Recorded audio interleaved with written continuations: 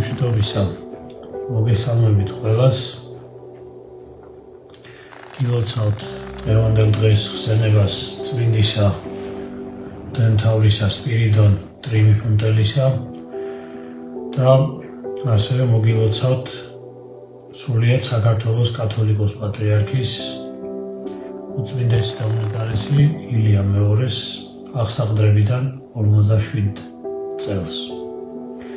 მინდა დღევანდელი დღე საღამო მოკლედ ვისაუბროთ ეკლესიაზე, ზოგადად და ეკლესიიდან გამომდინარე ვის უწმინდესობის ღვაწლზე. რადგან ხშირად არის ხოლმე რომ ჩვენ მეც ყოფილ ვარ ასე რომ იმხელათი დიდია ხალხში მისი ავტორიტეტი, რომ ხშირად ჩვენ ამოვეფარებით ხოლმე ამ ავტორიტეტს და თავისუფლებას ვაძლევთ ხშირად, რომ ვაკეთოთ ისეთი რამ, რაც არ შეეფერება ზოგადად ეკლესიის წევრს. და მათ შორის არ იქნება კარგი და სასიამოვნო პატრიარქისთვის. დღევანდელი საუბარი მინდა იყოს ისე იგი ეფესელთა მიმართ ეპისტოლის მეოთხე თავიდან გამომდინარე და მინდა ვისაუბრო ზოგადად ეკლესიის ერთობაზე. დღეს ძალიან მნიშვნელოვანია ჩვენს ცხოვრებაში ეს, იმიტომ რომ მე სათაურში ესე გავაკეთე დღევანდელი პირდაპირი ჩართვისა, რომ ერთ-ერთ ასპექტზე მინდოდა გამემახვილებინა ყურადღება პატრიარქის მოღვაწეობისა და ეს ასპექტი არის ერთობა.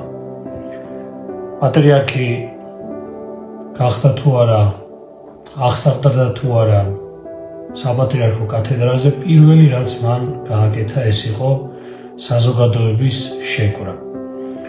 ინტელიგენციის და სხვადასხვა მიმართულების ადამიანების მოკლედ შეკვრა და შემოყვანა წიაღში, სადაც ერთობა ნამდვილად შესაძლებელია.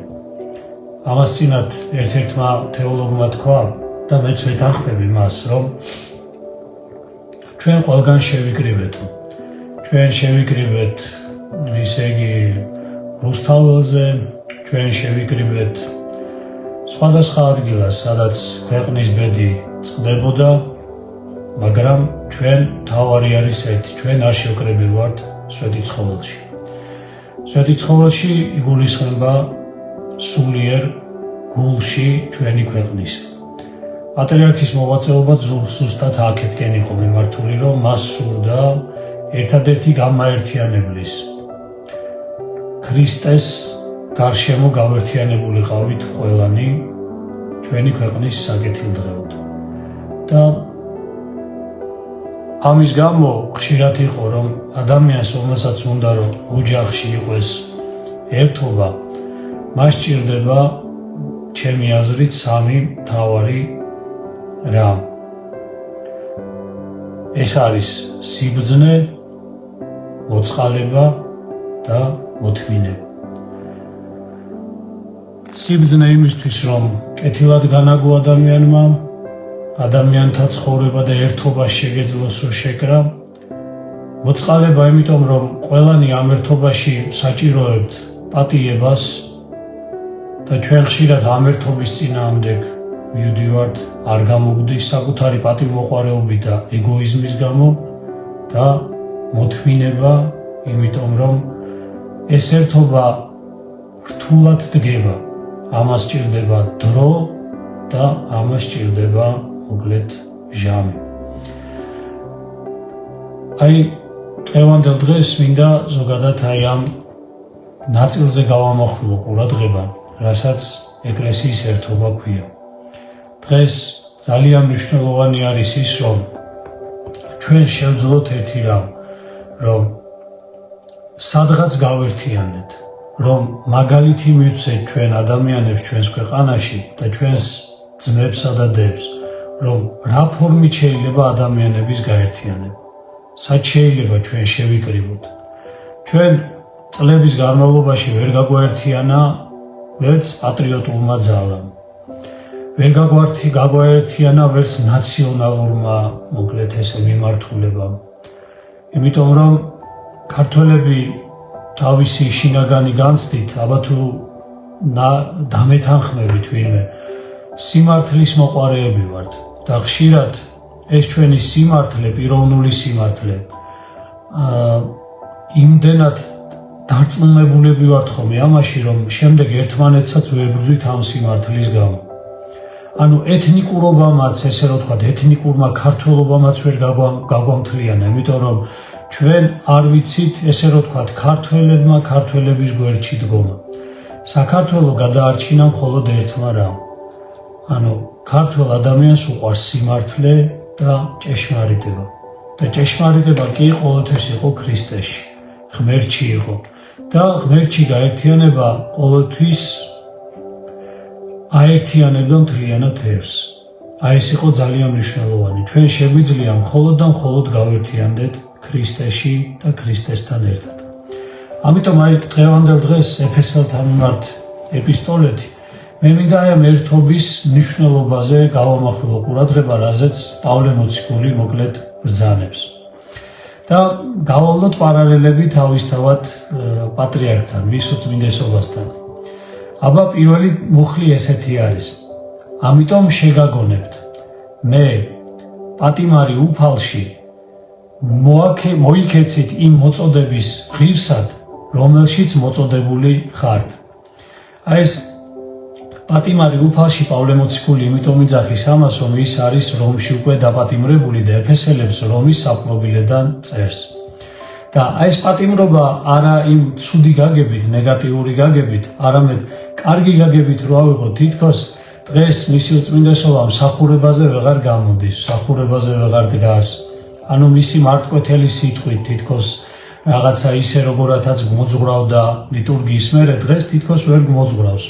და აი ყოფილი თავის კელიაში, სადაც იგი საქართველოსთვის, ყველა ჩვენთაგანისთვის ეჩურჩულება ღმერთს ლოცვაში, აი თითქოს აი ამ სადღაც განმარტოვებულად არის და თითქოს მისი გული ესე არისო, მოვიქცეთ იმ მოწოდების ღირსად, თითქოს თვითონაც ასე გვეუბნება, როგორც პავლე ეფესელებს ეუბნებოდა, ასევე გვეუბნება თითქოს, რომ ამიტომ შეგაგონებთ, მეო, განმარტოვებული და ასე ჭარბად ვეღარ ისე იგი გხვდებით და ვერ გესაუბრებით პირადად, მოიქცეთ იმ მოწოდების ღირსად, რომელშიც მოწოდებულნი ხართო.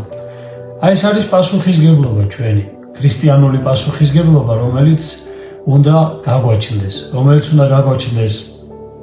ეკლესიის მიმართ, ღვთის წინაშე, მისი ეკლესიის წინაშე და მისი კათოლიკოს პატრიარქის წინაშე. ამიტომ აი ეს ერთობის მნიშვნელობა ძალიან მოკლედ აუცილებელი არის, რომელსაც პირველ მუხლში ვკითხულობ. და შემდეგ აგრძელებს პავლე მოციქული. მთელი თავმდაბლობით, ანუ როგორ უნდა განვახორციელოთ ეს, რომ მოწოდებულნი რისთვის ვართ? მთელი თავმდაბლობით, სიმშვიდით და სულგრძელებით შეიწყნარეთ ერთმანეთი სიყვარულით. აი დღევანდელ დღეს აი ამ განსასწრებმა, რომელიც ჩვენს ქვეყანას ზოგადად დაატყდა, მთავარ მცნებები დაიკარგა, მთავარი სათნოებები დაიკარგა ადამიანთა შორის ერთმანეთთან ურთიერთობისა, რასაც პავლე მოციქული იძახის, რითიც ერთობა უნდა შედგეს. ანუ ამათ გარეშე ერთობა არ შედგება, შეუძლებელი ადამიანთა ერთობა შედგეს და რას იძახის? მთელი თავმდაბლობით, სიმშვიდით, სულგრძელებით შეიწყნარეთ ერთმანეთი სიყვარულით. ეკლესია მოწოდებული არის, რომ აი ამას ანხორციელებდეს საკუთარ თავში და ჩვენ ბევრჯერ მithქვამს და დღესაც გავიმეორებ. პირველ რიგში ჩვენ ვართ ამის ისე იგი განმახორციელებლები. ჩვენ უნდა შევძლოთ ამის გაკეთება. ეკლესიის წევრებმა უნდა შევძლოთ ერთმანეთთან თავმდაბლობით, სიმშვიდით, სულგრძელებით და სიყვარულით ურთიერთობა. და როდესაც ეკლესიის წევრი აი ამებზე უარს იძახის ნებისმიერი მიზეზით, რა მიზეზით არ უნდა იყოს ეს, გახსოვდეთ, რომ ეს არის ღვთისმცნების გადახვევა გვერდით. და მოკლედ ესე რომ ვთქვათ, აი დაუცველობის განცდა გაქვს ამ დროს. დაცული არ ხარ ადამიანი, როდესაც ადამიანი კარგავ თავმდაბლობას, სიმშვიდეს, სულგრძელებას და სიყვარულს, მაშინ ადამიანი დაცული არა. შინაგანი სიძლიერე და ბერკეტი გეცლება, საძირკველი და საფუძველი გეცლება ადამიანს და ამიტომ მე როგორც ისე იგი ქარს მინდობილი ფოთოლი ესე ხდება ადამიანის შინაგანი. და აი აქ იძახის პავლე მოციქული საოცარ სიტყვებს ისე ეცადეთ შეინარჩუნოთ სულის ერთობა შვიდობის საკრუელით. ანუ სულის ერთობა, რა არის ჩვენი სულის ერთობა? ჩვენი სულის ერთობა არის როდესაც ჩვენ ყველანი ქრისტეს უკავშირებთ საკუთარ თავს. და როდესაც ადამიანი ქრისტეს უკავშირებს საკუთარ თავს, ის ქრისტესთან ურთიერთობს, დამიჯერეთ ჩვენ ერთმანეთთანაც ვახლოვდებით შემდეგ.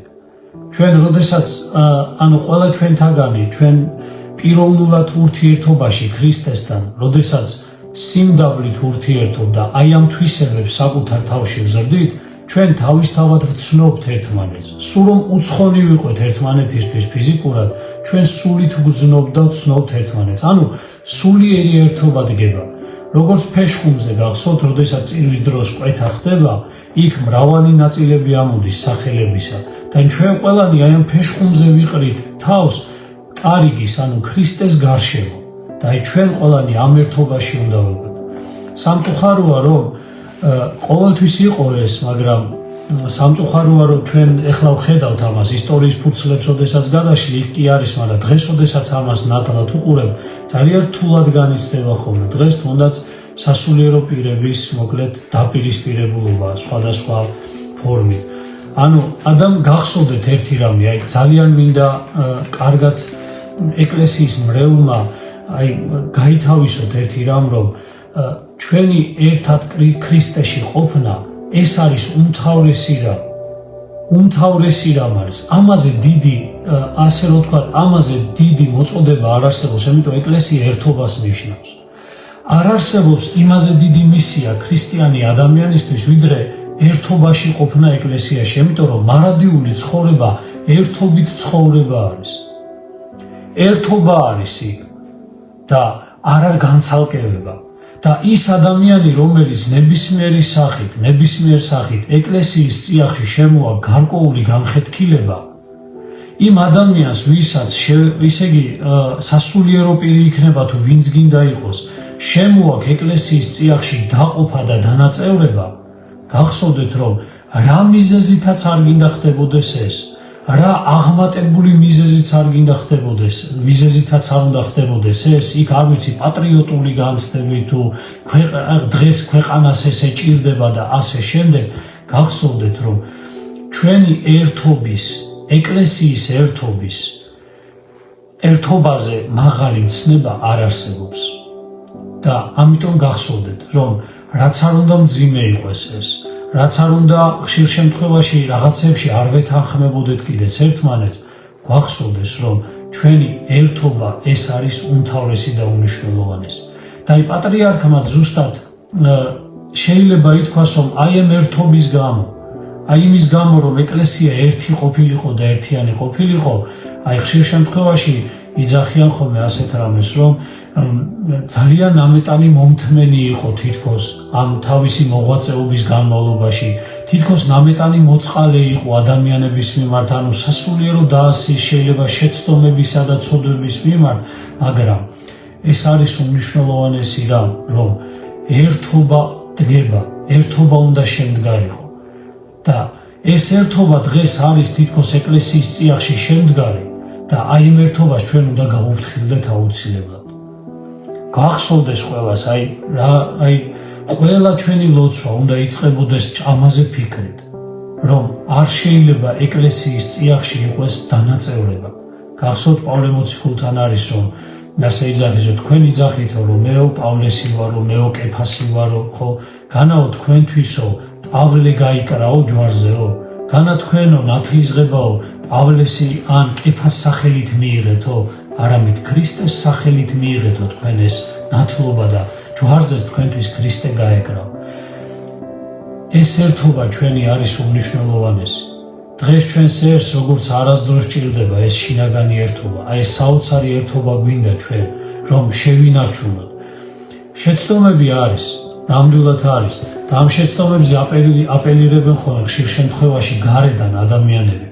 ხშირ შემთხვევაში აპელირებენ, რომ ეს შეცდომები ხდება, ესე არის და გახსოვდეთ, რომ არ აყვეთ ამას ზოგადად. შეცდომა იყო ყოველთვის ეკლესიის წიაღში. სასულიერო პირები ცდებოდნენ. ყველას შეეძლო.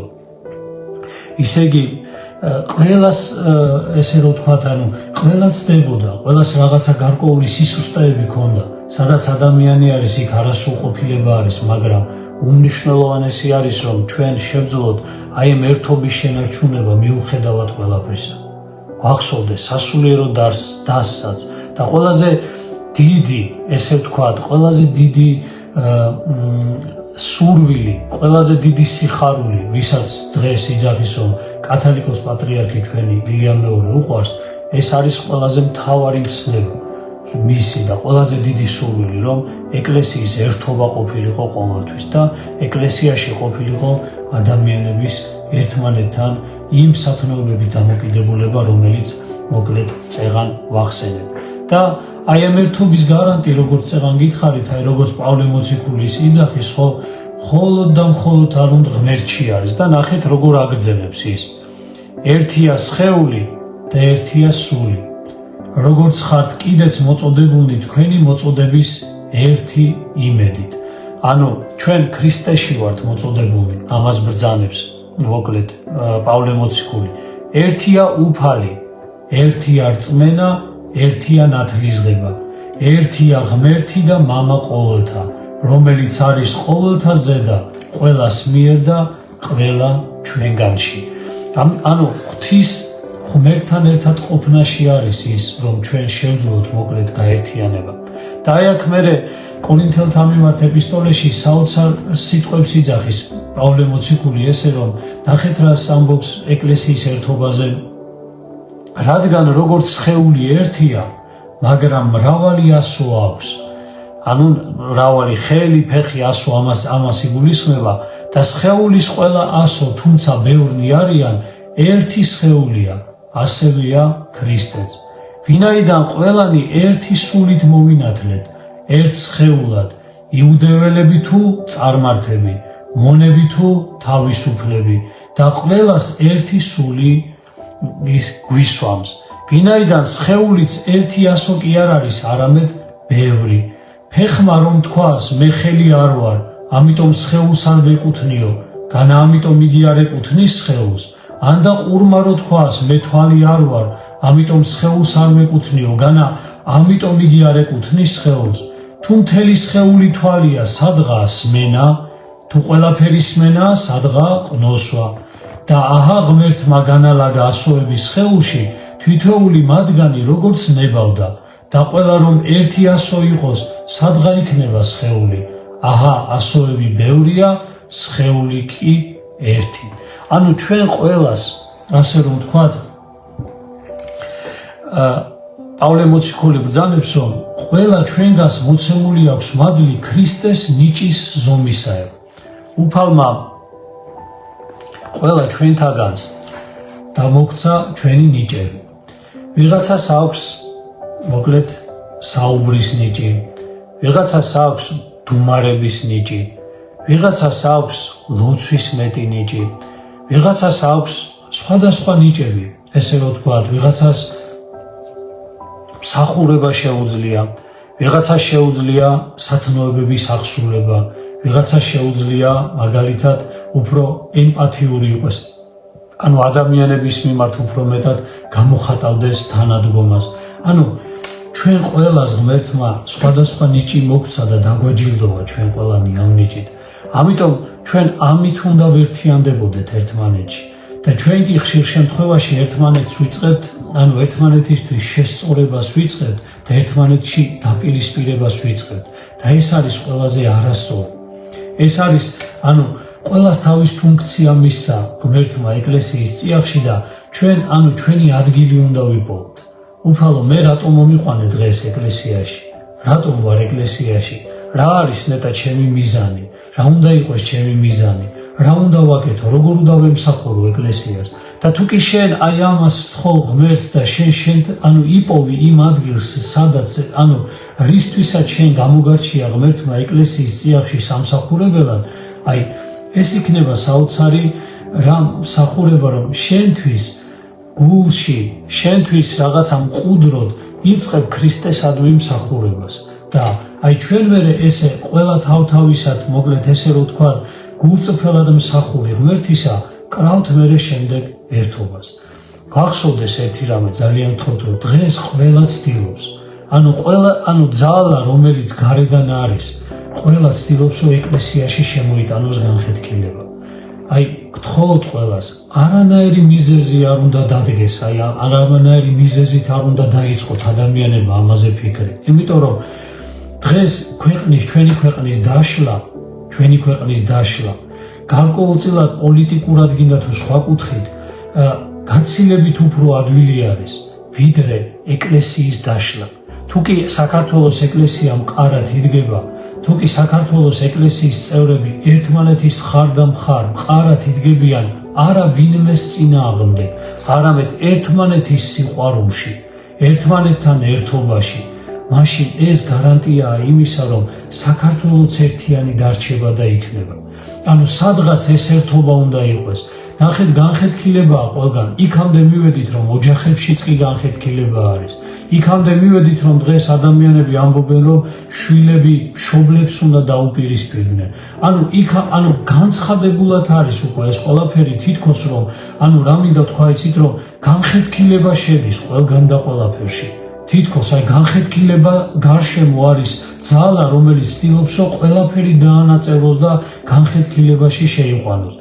ამიტომ ეკლესიის წიაღშიც ადამიანები ნებსით უნებლიეთ, მათ შორის სასულიერო დასი გარკვეულწილად ცდილობს, როგორ გითხრათ, ისე კი არ ცდილობს, გამოსდით ალბათ ესე, რომ აი ამ ერთობის წინააღმდეგ მიდიან და აი ეს განხეთქილება ისე იგი შემოდის. ნახეთ, როგორი რაღაცა არის, რა მინდა თქვა, შეიძლება იმაზე, რაზეც დღეს საუბრობს ადამიანი, ისაუბრო იმ დროს და გაარკვიო ეს საკითხები იმ დროს, როდესაც არის ამის გარკვევის დრო, მაგრამ იმ დროს, როდესაც ქვეყანაში, როდესაც გარშემო აი ეს სიმძიმე დგას განხეთქილებისა და ადამიანების მიმართ დაპირისპირებისა, ამ დროს ყველაზე მეტად უნდა სასულიერო პირმაც და ყველა ეკლესიის წევრმა აი ამ ერთობაზე უნდა დაიწყოს ფიქრი. აუცილებლად ამ ერთობაზე უნდა დაიწყოს ფიქრი და თქვას, ესე რომ ვთქვათ, ჩვენი პასუხისგებლობა ღვთის წინაშე, ჩვენი პასუხისგებლობა ჩვენი სამშობლოს წინაშე, აი ეს არის ძალიან მნიშვნელოვანი. სადაც არ გინდა იყო ადამიანი, საზღვრებს გარეთაც რო იყო ადამიანი, სადაც არ გინდა იყო ადამიანი, ნახეთ, ამ ერთობაში უნდა იყო აუცილებლად. ეკლესიის ერთობა გარანტიას გვაძლევს ჩვენ ქვეყნის სიძლიერისა და ქვეყნის ერთობისა. იმიტომ რომ ეკლესია დღეს, ესე რომ ვთქვათ, ეკლესია დღეს არის მოიცავს მადლობა ღმერთს უდიდეს ნაწილს ჩვენი საზოგადოებისა. შეიძლება დიდი ნაწილი, უმრავლესი ნაწილი ამხსარებელ მაზიარებელი არ იყოს, მაგრამ მისი გულის მდგომარეობით, მისი შინაგანი ღირებულებებითა და ფასეულობით საკუთარ თავს აუცილებლად აიგივებს და საკუთარ თავს უკავშირებს ეკლესიას, ქრისტიანობას, ესე რომ ვთქვათ, ქრისტეს უკავშირებს. ამიტომ ძალიან მინდა გთხოვოთ ყველას, აი რაც არ უნდა მტკივნეული იყოს, რაც არ უნდა რაღაც მესმის, აი შინაგანად ხშირად გულისწყრომა მოგდის, აი იმ მოვლენებზე, რომელიც შეიძლება ქვეყანაში ვითარდებოდეს სხვადასხვა ფორმით, ვიღაცა შეიძლება ერთხარეს იყოს, ვიღაცა მეორე მხარეს იყოს, მაგრამ ერთი რამ არის ძალიან მნიშვნელოვანი, რომ პირველადი რა არის შენთვის. პირველადი უნდა იყოს ეკლესია და პირველი უნდა იყოს ეკლესიის ერთობა. თუ კი შენ ფიქრობ, რომ ეკლესიის წევრი ხარ. ხა დღეს სამწუხარო არის, რომ ნახეთ როგორ არის, რომ ყველა ცდილობს გარკვეულწილად ეჭვქვეშ დააყენოს აი ეს ერთობა ზუსტად. ყველა ცდილობს გარკვეულწილად აი ეს დაპირისპირება მოხდეს, თუნდაც აზრებით, ვიღაცა სასულიერო პირმა რაიმე თქვა, ცდილობენ ტელევიზიები, ცდილობენ სხვადასხვა მასმედიები, რომ აი ამ სასულიერო პირების ნათქვამი გარკვეულწილად ან კონტექსტიდან ამოგლეჯილი, ან შეიძლება ნათქვამი საპირისპიროდ გამოიტანონ სხვა სასულიერო პირის ნათქვამისა. მათ სხვა ის კი არა აქვთ, რომ უბრალოდ ანუ აზრის გამოხატვის მდგომარე, ეს არის დაპირისპირების მცდელობა. ანუ შეტანა ეკლესიის წიაღში ზუსტად აი ამ დაპირისპირებისა. ამიტომ ძალიან მნიშვნელოვანია. უმნიშვნელოვანესია, მე ვიტყვი ხოლმე, აი ვინმე თუ მეტყვის, რომ აი რას გამოყოფდი, ანუ კათალიკოს პატრიარქის მოღვაწეობიდან, რა არის მთავარი ყველაზე, ანუ რასაც შენ როდესაც კითხულობ მის ცხოვრებას და იმ მრავალ ისე იგი მოღვაწეობასთან ერთად, რომელიც უკავშირდება სხვადასხვა სფეროებს, ერთადერთი და მთავარი და მნიშვნელოვანი არის ჩემთვის ის, რომ პატრიარქმა შეძლო ეკლესიის ერთიანობის შენარჩუნება. მე არ მინდა შედარება, არ მიყვარს ხოლმე ვინმესთან შედარება და ასე და ისე, მაგრამ გადახედეთ, ნებისმიერ მართლმადიდებლურ ადგილობრივ ეკლესიებში რამოდენიმე სინოდი არსებობს. ყველგან არის გარკვეულწილად განხეთქილება მომხდარი, სადაც ესეთი დიდი განხეთქილებები მოხდა და სხვადასხვა მართლმადიდებელ ეკლესიაშივე და სხვადასხვა ერთეულობა ჩამოყალიბდნენ სახელმწიფოებში. ყველა თითქმის მართლმადიდებელ ეკლესიაში რამოდენიმე სინოდი არსებობს იმ სახელმწიფოში. აი პატრიარქმა შეძლო მიუხედავად იმ აზრთა სხვადასხვაობისა, მიუხედავად იმისა, რომ ზოგ შემთხვევაში მდელმთავრებსაც, სამღვდელოებასაც სხვადასხვა აზრი გააჩნიათ, აი პატრიარქმა შეძლო ის, რომ ეს სხვადასხვა აზრთა სხვადასხვაობა ეკლესიის წიაღშივე ითქმებოდა, ეკლესიის წიაღშივე გვარდებოდა. ამიტომ არ შეიძლება ხშირად ადამიანები ვიძახიან ხოლმე, რომ გარე ძალებს მოიხმობენ ხოლმე იმაზე, რომ ეკლესიის წიაღში რაიმე, ისე იგი, ესე რომ ვთქვათ, აი ჩარევა მოხდეს გარე ძალებისგან და მოკლედ ეკლესიის წიაღში რაიმის დალაგება მოხდეს და ეს არ არის სწორი. ეკლესია ყოველთვის საკუთარ თავში ალაგებდა ყველაფერს. ეკლესია ყოველთვის ცდილობდა, რომ ისე იგი მორწმუნე ადამიანებს ის დანაშაული, ის ცოდვებიც, ისე იგი არასწორი ქმედებებით საკუთარ თავში განეკურნა. გარეთ გამოდიოდა, როგორც აი ესე რომ ვთქვათ, ოჯახში რო რამე ხდება, რაიმე ცუდი, ეს ხო არ ნიშნავს იმას, რომ ადამიანი გამოხვიდე და გარეთ იყვირო, რომ ისე იგი ჩემი მშობელი ესეთია, ან ჩემი ახლობელ ოჯახის წევრი ესეთია და ისეთია. არა, არამედ შიგვე ოჯახის წევრები აგვარებენ აი იმ ერთობით, იმ თავარი იმით, რომ ოჯახი ერთიანი უნდა იყოს და მიუხედავად იმისა, შენდობას და პატიებას აძლევენ ერთმანეს, თუ კამათია, თუ დისკუსია, შიგნითვე დისკუსირებენ და ასე გამოდიან შემდეგ გარეთ. ამიტომ აი ძალიან მნიშვნელოვანი არის ჩვენი ესეთ ერთსულოვნება. ეკლესიის ერთსულოვნება, რაც მოკლედ დიდი დამსახურება არის და მე მადლობა უნდა უთხრა მისი წვრილესობას. ახლა შეიძლება მე ვინ ვარო ამას ვიძახდე, მაგრამ ჩემი მხრიდან მეც მისი ლოცვა-კურთხევით ვარ ნაკურთხი სამოდელო ხარისხში და მინდა რომ მოკლედ მადლიერება უთხრა ზუსტად აი ამ ერთობისათვის, რომელიც საქართველოს ეკლესიაში არის და ნარჩუნდება, იმიტომ რომ ჩვენი პატარა ერი გავს განხეთქილებებს მოკლედ ვერ აიტანს. მინდა ესეც აღვნიშნო, არ ვიტყვი, არ გავექცევი ამას, რამოდენიმე სასულიერო პირისგან მოკლედ საჯარო სივრცეში მოვისმინე ეს, რომ სასულიერო პირებს მოუწოდებდა თითქოს, რომ გარკვეული ესეთი დაპირისპირებისკენ და აჯანყებისკენ თითქოს რაღაცა, რომ თქვენ თქვით რაღაცა და არიან მოკლედ თითქოს გარეთ ვიღაცა ძალები, რომლებიც ხარს დაუჭერენ და თუ ვინმე თითქოს აქ მათ შეავიწროებდა ამ აზრის გამო, თითქოს გარედან ვინმე დაეხმარებოდა და მინდა მრევლს გითხრათ, სადაც კი ნახავთ ასეთ მოკლედ განცხადებას, კი არ გეუბნებით, რომ ცუდად უნდა მოექცეთ ვინმეს და ან რამე უთხრათ, გახსოვდეთ, რომ ეს შეიძლება გაუაზრებლად ისეთი დანაშაული არის ეკლესიის წინაშე, სადაც ეკლესიის ერთობის წინააღმდეგ ხდება რაღაცის თქმა, რომ ეს თითქმის უპატიებელი რამ არის. უპატიებელი რამ არის და ამიტომ გახსოვდეთ ეს ყველას, რომ ჩვენი ერთობა ღმერთში, ქრისტეში ეს არის უმთავრესი და უმნიშვნელოვანესი და თუ რამე არის ისეთი, რომელიც ჩვენ არ მოგწონს თუნდაც საკუთარ ეკლესიის წიაღში, როგორც ინსტიტუციაში, როგორც ერთმანეთთან ჩვენ უნდა შევძლოთ, რომ ისე გავაკეთოთ, რომ როგორც ოჯახის წევრები გადაწყვეტენ, ესე უნდა გადავწყვიტოთ და არა გამოვიდეთ გარეთ და გავხადოთ მოკლედ იმ ადამიანების, ანუ მარგალიტი დაუყაროთ იმათ, ვინც ამას არ იმსახურებს. ეს არის ძალიან მნიშვნელოვანი, რომ მივაქციოთ ამას ყურადღება. და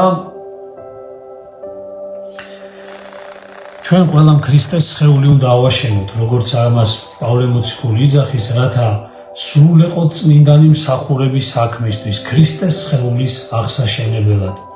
ვიდრე ყველანი მოვიღვაწებდეთ რწმენის ერთიანობას, ნახეთ, ვიდრე ყველანი მივაღწევდეთ რწმენის ერთიანობას და ღვთისძის შემეცნების სულქმნილ კაცად, ქრისტეს სრული ასაკის ზომას, ანუ ქრისტეში განვითარებას და უფრო სიღრმისეულად წვდომას და ამით ერთმანეთთან დაკავშირებას და ერთმანეთის გვერდში მოკლედ ყოფნას. რათა აღარ ვიყოთ მყრმები, რომელთაც არყევს და იტაცებს მოძღვრების ყოველგვარი ქარი ადამიანთა ცნობიერებით, ცნების ზაკრული ხელოვნებით. აი ეს არის ზუსტად პავლე მოციქული იძახის, რომ თუ კი არ გავიზარდეთ და სულ ბავშვებად, ანუ ყრმებად დავრჩით და სრულ ასაკს, ქრისტეს ასაკს არ მივაღწიეთ, ანუ ქრისტეს ასაკი ეს არის სულიერ ცხოვრებაში, ქრისტიანულ ცხოვრებაში უფრო ზედმიწევნით განვითარება ადამიანისა, სულ ვიძახი ხოლმე წმინდა წერილის კითხვა, ჩვენი ლექსიკონის მოკლედ სიტყვის მარაგის ქონა, ქრისტიანული სიტყვის მარაგის ქონა. რამდენჯერ მithქვამს თქვენთვის და დღესაც გეტყვით, რომ რო დადგეთ ეკლესიის წევრები, გაგიჭირდებათ მოკლედ ილაპარაკოთ ერთმანეთთან მართლმადიდებულ, ანუ ქრისტიანულ სულიერ საკითხებზე, იმიტომ რომ ჩვენი ენა, ჩვენი გონება, ჩვენი მოკლედ ესე ვთქვათ სიტყვის კონა, ჩვენი სიტყვის მარაგი არ არის, მარაგში არ არის მართლმადიდებლური ტერმინოლოგია. არ არის ეს, ანუ ესე ვთქვათ ქრისტიანული ლექსიკონი არ გაგვაჩნია.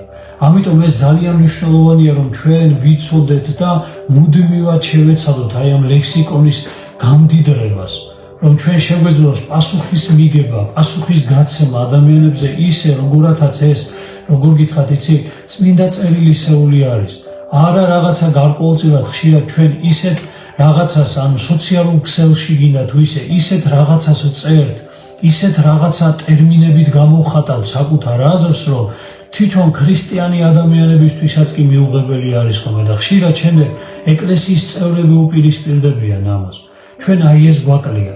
ეს გვაკლია როგორც იძახის, ანუ და ამიტომ ნახეთ რა იძახის პავლე მოციქული, ყრმები ვართ. ანუ ბავშვები ვით, ბავშვი რა არის, რომელსაც ლექსიკონი არ გააჩნია, რომელიც სწავლობს, ანუ სკოლაში დადის, სწავლობს, რომ გაიმდიდროს საკუთარი ლექსიკონი, გაიმდიდროს საკუთარი გონებრივი შესაძლებლობები და ანუ ჩვენ იგივე ყრმებად დავრჩით ქრისტიანობაში და ნახეთ ამის გამო, რომელთაც არყევს და იტაცებს მოძღვრების ყოველგვარი ქარი ადამიანთა ცბიერებით. ანუ ეს ადამიანთა ცბიერება, რომელიც ადამიანის გონების ნაყოფები არის, ესენი ჩვენ მოკლედ ესე გვარყევენ, იმიტომ რომ გარკვეულწილად სიმყარი არ აქვს შინაგანი. ჩვენ იმ თავარ ღერძზე არა ვარ დამყნობილები. ჩვენ არა ვართ როგორ გითხრათ, როგორც ნაყოფი უნდა იყოს თავის ძირზე დამყობი, რომ მაცხოვარი იძახის, რომ თქვენო რტოები ხართო, ანუ მე კი ვაზი ვარო. ანუ ვაზი, რომელიც რტო ვაზის გარეშე ვერ იარსებებს. ასევე ვართ ჩვენ, რტოები უნდა ვიყვეთ და მუდმივად უნდა საზრდოობდეთ ქრისტეს ფესვების, ანუ საძირკველის, მისი როგორც ვაზისგან, რომ ჩვენი ნაყოფი იყოს აუცილებლად კეთილი, იყოს აუცილებლად, როგორ გითხრათ, იცით, სრულყოფილი, იყოს კეთილის მომტანი სხვა ადამიანებისთვის, დამატკბობელი სხვა ადამიანებისთვის და ეს უმნიშვნელოვანესი არის. და ესეთი რომ ცდუნების მზაკრული ხელოვნებით, ანუ ადამიანების მზაკრული ხელოვნებით არ ვიყვეთ მიტაცებულები, ეს უმნიშვნელოვანესი არის აუცილებლად. და არამედ ჭეშმარიტების სიყვარულით მთქმელნი, ნახეთ რას იძახის, ჭეშმარიტების სიყვარულით მთქმელნი. ჩვენ გვიჭირს ეს.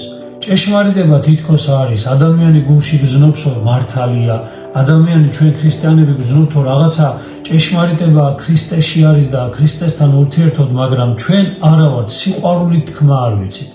არ ვიცით როგორ გამოვთქვათ ეს.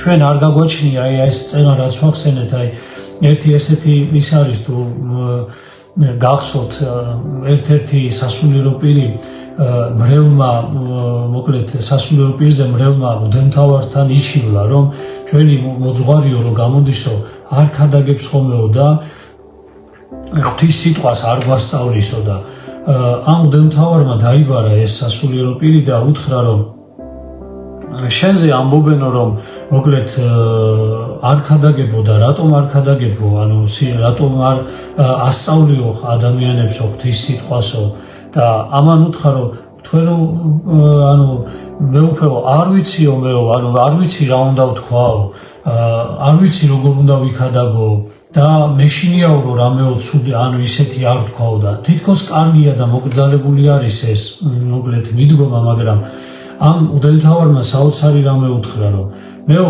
ეხლა მარტო ამის სათქმელად არ დამიძახებიაო, მეო ერთი რამე უნდა გითხრაო, ოღონდსო ესეო ძალიან ისე პირადულიო რომ იძახიანო რომ დედა შენზე იძახიანო რომ რაღაცაო ესეთი ცუდი ქალი არისო, აი ესეთ რაღაცებს იძახიანო, მოკლედ ესეთი ავი არისო, რაღაცა მოკლედ ესე იგი ადამიანებს ცოტა მკაცრად ექცევა ზედმეტად, ну მოკლედ ესე იძახია რომ დედაო ცუდი ადამიანი არისო და აი ამ მოძღვარმა დაიწყო საკუთარი დედის დაცვა, რომ რას ამბობთო მეუფეო, დედაჩემიო აი ესეთი არისო, ესეთი არის, იცითო ამას აკეთებს, იმას აკეთებსო და ეს ისე იგი მღვდელმთავარი უსმეს და თან ეღიმებოდა და რომ დაასრულა მან საუბარი, ხო, ამ ისე იგი მღვდელმთავარმა უთხრა, ხედავო მამაო, ვინცო გიყვარსო, ანუ დედაზე უთხრა, ვინცო გიყვარსო, როგორ საუბრობო მაგაზეო, როგორ დაიცავიო ისო,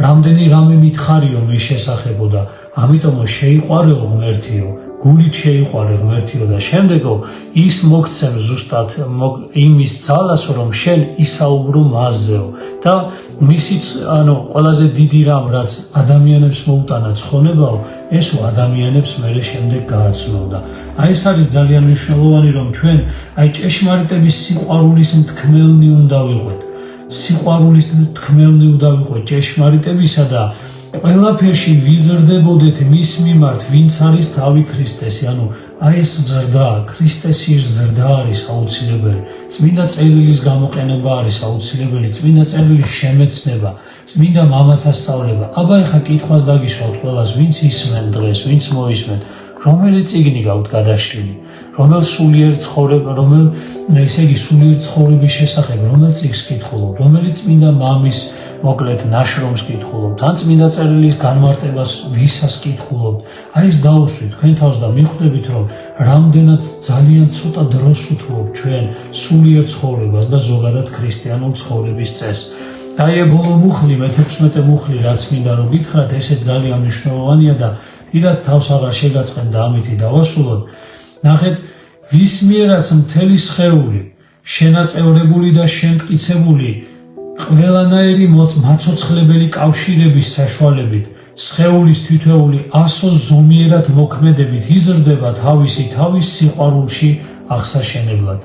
აი ამ ზომიერებით ნახეთ რას იძახის, აი ეს მაცოცხლებელი ძალა რომელიც არის და ზომიერებითო ყველა თავისი მხრიდან ზომიერად რომ გამოხატავს და ავსებს აი ამ ერთობას, რომელსაც ეკლესიის ერთობა ქვია.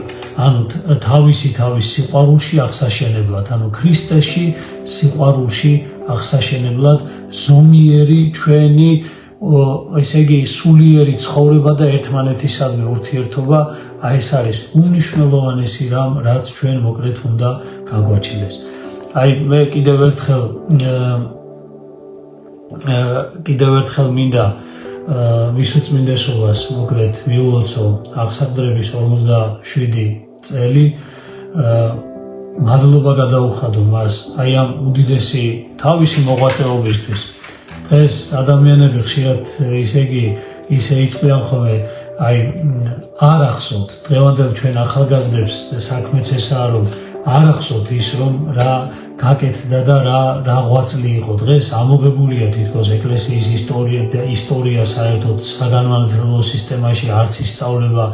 ჩვენ აი არ ვიცით ადამიანების შესახებ, სასულიერო დასის შესახებ, ჩვენ არ ვიცით ხშირ შემთხვევაში პატრიარქის შესახებ და აი მე მინდა უთხრა ჩვენ ახალგაზრდებს, საყვარელ, საუკეთესო ახალგაზრდებს, რომ ისე იგი ის რაც პატრიარქმა გააკეთა, ხო, თავისი ქვეყნისთვის. იმ დროს, როდესაც მას პასუხისგებლობა აქვს ღვთის წინაშე. იმ დროს, როდესაც რისი გაკეთება შეიძლებოდა, ჩვენ ვამჩნევთ, რომ ის მოკლედ სრულად გაიხარჯა თავისი ქვეყნის სიყვარულისთვის და მოკლედ ის რაც შეეძლო ის გააკეთა. ბევრჯერ ვთქვამს მას, რომ ის რაც მე შევძელი, მე გავაკეთე. ახლა დანარჩენი თქვენ გააკეთეთ. ეს ძალიან მნიშვნელოვანი რამ არის, რომ ის რაც მას შეეძლო, მან გააკეთა. ის რაც იმ დროისათვის იყო და შესაძლებელი გახდა, რომ გაეკეთებინა, მან გააკეთა. ახლა დანარჩენი ჩვენი გასაკეთებელი არის.